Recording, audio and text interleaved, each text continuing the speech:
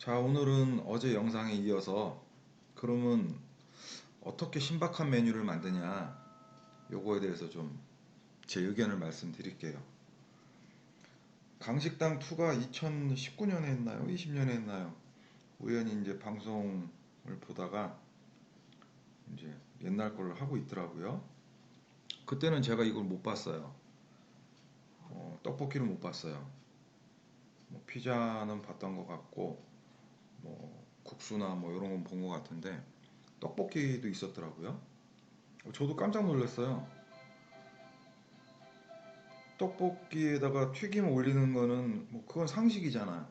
그거는 상식인데 튀김을 그냥 색깔별로 이렇게 나눠 갖고 그게 떨어지지 않게 아주 그냥 어떤 재주를 썼는지는 모르지만 귀신같이 붙여 갖고 통째로 엎었더라고요. 튀김을 엎으니까 어때요? 떡볶이가 있는 줄 모르죠. 그래서 이거 뭐 이름이 꽈뚜루 떡볶이인가 뭔가 뭐 그런가 보던데 이런 겁니다. 떡볶이에다 튀김을 올리는 거는 누구나 할 수 있는 상상이에요. 근데 그 정도 상상을 갖고서는 뭔가 끌리는 메뉴, 눈에 확 띄는 메뉴를 만들어내기 어렵겠죠. 야, 튀김으로 떡볶이를 가려버리자. 가리는데 깔끔하게 가리자. 튀김이 떨어지지 않게 잘 이어붙이게 튀겨갖고 그거를 떡볶이를 전체를 가리면 어떨까? 그 어려운 고비만 겪어내면, 견뎌내면 이렇게 근사한 떡볶이가 만들어지는 거죠. 하지만 저는 이거는 방송용 메뉴고요. 실제로 현실에서 이런 메뉴를 파시라고 말씀드리진 않을 것 같아요. 저라면은. 일단은 이렇게 한다고 해서 떡볶이 가격을 많이 받을 수도 없을 뿐더러 그리고 이렇게 튀김을 튀겨내는데 노동력이 많이 소요가 되겠죠. 시간이 많이 걸릴 것 같아요. 시간 대비 매출 이런 걸 생각했을 때 현실에서는 뭐 이렇게 권장할 메뉴는 아니고요. 뭐 역시나 뭐 강식당에서 하는 모든 메뉴들이 시간이 다 오래 좀 걸리는 메뉴들이에요. 거기 오는 손님들은 기다리는 것 자체가 재밌는 거잖아요. 연예인 얼굴 hul기들기 보면서 음식이 빨리 나오면 더 안 좋겠죠. 늦게 나올수록 구경하는 재미, 훔쳐보는 재미 그런 게 있기 때문에 손님들이 늦었다고 타박을 안 해요. 하지만 우리들 식당은 어떻죠? 속도전이에요, 속도전. 빨리 내주지 않으면은 맛있는 음식도 맛없게 드셔주는 게 우리 지금 눈앞에 있는 손님들입니다. 그래서 속도를 생각 안 할 수가 없고요. 제가 이제 예전에 우동집을 만들 때 고민이 좀 깊었어요. 우동에는 튀김인데 어떤 튀김을 올리면 좋을까? 저 스스로 이제 고민을 굉장히 많이 했죠. 그때 이제 우리 오타루 색시가 우리 재수 씨가 같이 이제 가평에서 강이 보이는 근사한 가든형 삼겹살집에서 같이 이제 고기를 구워 먹고 있었는데 툭 지나가는 말로 하더라고요. 아유, 이 소장님 그러면 닭을 통째로 튀겨서 올려. 닭도 튀김 아니야, 튀김. 튀기면 다 튀김이지 뭐. 닭을 통째로 튀겨서 우동에 올려요, 까짓 거. 뭘 고민을 해. 이렇게 지나가는 말로 쓱 하셨는데 아, 그거다 싶더라고요. 그래, 어설프게 뭐 야채 튀김, 무슨 튀김, 어? 뭐, 뭐 고추 튀김, 혹은 뭐 새우 튀김 이런 거 이미 다 주잖아요. 줬잖아요. 남들이 주는 걸 뭐하러 따라하냐. 닭다리를 튀겨서 주자. 장각이라고 그러죠. 장각. 허벅지 살까지 확 뜯어낸 닭다리. 거의 뭐 진짜 큰 거는 작은 닭 한 마리 정도 크기도 되죠. 그거를 튀겨서 주자. 그래서 이제 만들어냈죠. 닭튀김 우동이란 걸. 그것도 벌써 한 7, 8년 전 일이네요. 그렇게 파는 우동집을 현재도 우리 마창에서는 뭐 서너 군데 식당이 아직도 그 우동을 팔고 있고요. 닭튀김 우동을. 그 우동 한 가지만으로 뭐 5천만 원, 6천만 원, 뭐 심지어 뭐한 8, 9천도 파는 그런 매장이 있습니다. 자, 제가 한 12년 전? 2010년인가? 그때 제가 이제 남양주에 이사를 와서 남양주 부영 아파트에 살고 있을 때 그 아파트 단지에 식당이 하나 있었어요. 파스타 집이 하나 있었는데 오며 가며 이렇게 많이 봤어요. 오며 가며 늘 보는데 참 손님이 없더라고요. 그래서 속으로 제가 그런 생각을 했죠. 야, 이 집 내가 손대면 재미나게 해줄 수 있을 것 같은데, 재미나게 해줄 자신이 있는데, 아유, 그렇다고 내가 먼저 가서 컨설팅 해드릴게 할 수도 없고, 칼자루를 상대한테 먼저 쥐어주면은 제가 휘둘림 당하거든요. 그래서 저는 절대 먼저 상대가 저한테 도움을 청하기 전에는 제가 먼저 도와주겠다는 말은 안 합니다. 빤히 보여도, 풀어낸 답이 빤히 보여도 절대 그 짓은 하지 않아요. 제가 먼저 달려드는 순간 그쪽에서 움찔해요. 고맙게 생각하는 게 아니라 정말 될 거라는 동아줄이라는 그런 기회의 찬스로 생각하는 게 아니라 자신의 마음을 닫죠. 왜? 자기가 가만히 있는데 제가 먼저 다가갔으니까. 근데 귀신 같은 일이 벌어졌죠. 전화가 왔는데 바로 그 집이었어요. 그 집에서 전화가 와갖고 장사가 너무 안 돼서 파스타 가격을 내리려고 하는데 내리는 게 맞는 건지 아무래도 동네 아파트 사람만 오니까 가격이 비싸다고 안 오는 것 같은데 혹시 저희 같은 파스타 집도 컨설팅이 되는지 이렇게 전화를 주셨더라고요. 그래서 제가 바로 그 아파트에 산다 그러니까 이제 본인도 깜짝 놀란 거죠. 그래서 뭐 컨설팅이고 뭐고를 떠나갖고 그 다음날 바로 만났어요. 바로 만나서 제가 이제 그 자리에서 답을 풀었죠. 그 집이 이제 파스타하고 피자하고 두 가지를 팔고 있었어요. 메뉴판의 메뉴 개수의 비중은 뭐 거의 5대 5였고요. 파스타 개수만큼 피자도 종류가 다양했어요. 그래서 매출의 비중을 물으니까 어쨌든 간판은 파스타 집이잖아요. 피자집이 아니고. 그러다 보니까 피자는 파스타 판매량의 뭐한 20% 정도? 그 정도밖에 안 되더라고요. 그래서 제가 또 물었어요. 그러면 피자 한 판 만드는데 재료비가 얼마나 드냐고. 뭐 한 3, 4천 원 들 거예요 그러더라고요. 아니 그렇게 말씀하지 마시고 한번 정확하게 한번 뽑아보자고.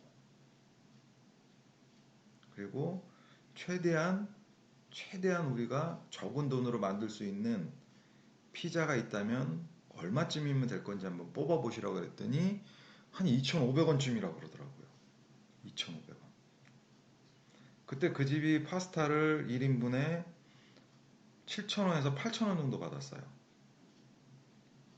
근데 거기서 이제 장사가 안 되니까 1,000원을 빼면 어떻겠느냐, 1,000원을 깎아주면 어떻겠느냐, 이렇게 이제 저한테 다가왔던 거죠. 그래서 제 계산은 간단했어요. 야, 하루에 얼마 나가지도 않는 피자를 굳이 메뉴판에 넣어갖고 13,000원, 14,000원이라고 써놓을 이유가 뭐가 있냐. 얘를 포기하시라. 간판이 파스타집이니까 얘를 포기하시고서 이걸 갖고서 파스타를 잘 팔리게 만들자. 어떻게? 파스타를 2개 시키면 그냥 피자를 주는 거예요. 손님은 파스타를 먹으러 왔는데 피자가 덤으로 따라 나오네요. 부록으로 따라 나와요. 근데 다른 집에 가면 아니 기존에 이 집이 왔던 손님들도 알고 있는 거죠. 이거 전에는 내가 13,000원 주고 사 먹었던 건데 이걸 그냥 공짜로 줘요? 왜요?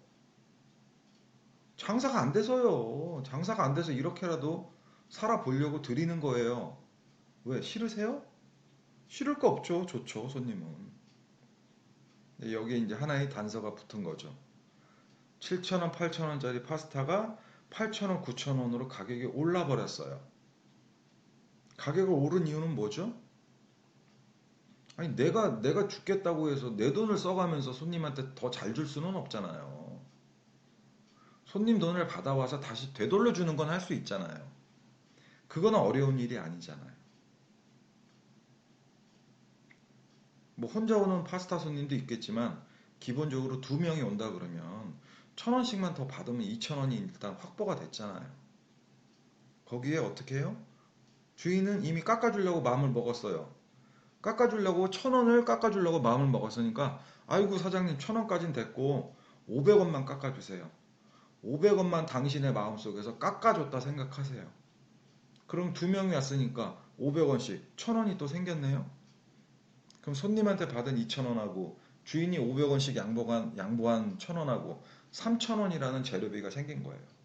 그 재료비를 갖고 뭐를 만든다? 피자를 만든다. 충분히 만들 수 있어요. 충분히. 충분히 만들어서 손님한테 놀래켜 줄 수 있어요. 3,000원의 재료가 들어갔다. 판매가로 따지면 얼마일까요? 어디 가든 10,000원은 받아요. 왜냐면 대한민국 음식점의 공식은 재료비는 30%다. 판매가의 30%를 재료비를 써야 한다. 그 이상 쓰면 큰일 난다. 이게 공식이거든요. 지금도. 그러니까 3,000원짜리 재료가 들어간 피자는 10,000원 받아도 손님이 이견이 없어요. 어디든 그렇게 받으니까. 근데 그 10,000원짜리를 8,000원, 9,000원짜리 파스타 2개를 시켰더니 그냥 주는 거예요. 손님은 놀라운 거죠. 그래서 정말 거짓말 안 하고요. 이 집이 이렇게 메뉴판을 고치고 요렇게 앞으로 저희가 드리겠습니다라고 배너 몇 개 세운 거밖에 없어요. 근데 그 아파트 단지가 한 7,000세대 되거든요. 엄청 크죠. 그러니까 이제 입소문이 금방 나는 거죠. 뭐 전단지 뿌릴 것도 없어요. 뿌리지도 않았어요. 배너와 현수막 몇 개로 아파트에 소문이 나버렸어요. 그래서 하루에 한 20만 원 매출이던 진짜 파리만 날리던 파스타집이 일매출 150까지 금세 올라가더라고요. 정신이 없을 정도였죠. 정신이. 손님은 손님대로 좋아하고요. 주인은 주인대로 신나고요. 손해 없잖아요. 1,000원 깎아주려고 하다가 500원 깎아줬는데 뭔 그게 손해인가요?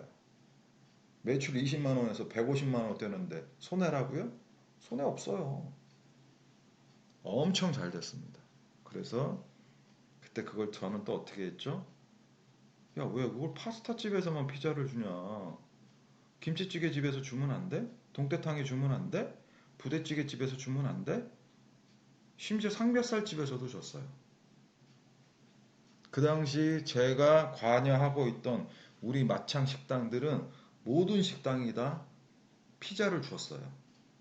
심지어 초밥집에서도 피자를 줬습니다. 아마 내가 초밥집에서 피자를 먹었었는데, 어? 맞습니다. 그 집이 제가 손댄 식당이에요. 제가 만든 식당입니다. 그렇게 해서 아주 그냥 피자 붐을 일으켰어요. 그랬더니 우리나라 유명한 일군 체인 브랜드 본사들도 나중에는 그걸 따라 하더라고요.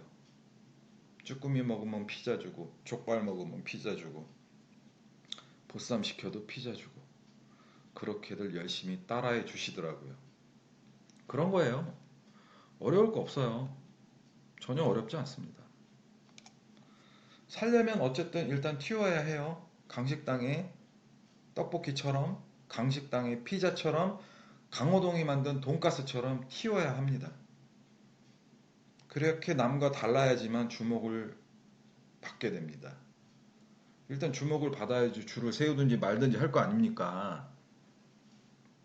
그래서 저는 메뉴가 많은 집을 클리닉 해줄 때 정말 재밌어요. 그 집에서 반드시 그런 메뉴가 있어요. 재료비는 얼마 안 하는데 만들기 쉬운 거.